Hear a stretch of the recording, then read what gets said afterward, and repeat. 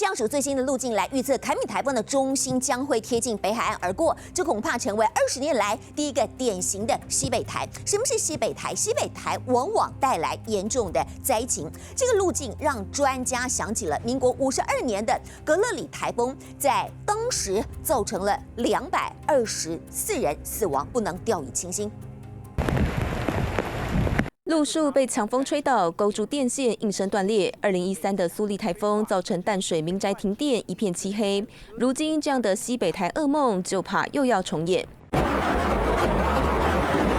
气象粉专观气象看天气分析，凯米的路径将是非常标准的西北台，类似民国52年的格勒里或74年的尼尔森台风。当年造成大台北地区在水里泡了3天3夜，还造成224死、450伤、88失踪。这次凯米同样来势汹汹，不得不慎重。由于台风是一个低压的中心，所以它会让整个海平面上升所以造成我们如果下在基隆河、淡水河上游的一些降雨会比较不容易从这个淡水河口排出去。